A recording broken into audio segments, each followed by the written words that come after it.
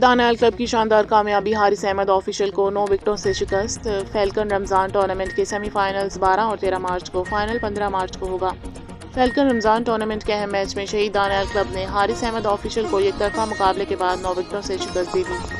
Haris Ahmad official ने पहले batting करते हुए 50 रन का हदफ दिया, जिसे शहीद दानियाल क्लब ने सिर्फ 2.4 ओवर्स में 1 विकेट के नुकसान पर हासिल कर लिया।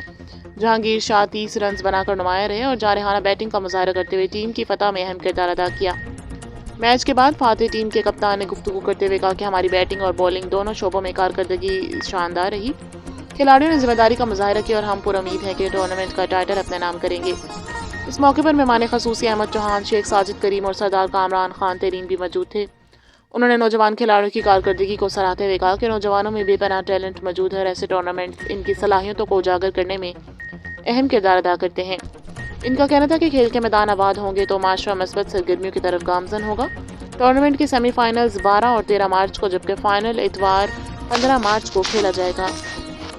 आज माशाल्लाह बहुत अच्छी बॉलिंग हुई और फील्डिंग भी साथ अच्छी हुई और साथ साथ में बैटिंग भी अच्छी हुई। इंशाल्लाह हमारा कोशिश है कि हम फाइनल पहुंच जाए और फाइनल भी जीते। ग्राउंड बहुत अच्छा है और बाउंड्री थोड़ा बड़ी है, लेकिन सही हमारे साथ बैट्समैन बहुत अच्छे बैट्समैन इंशाल्लाह करेंगे।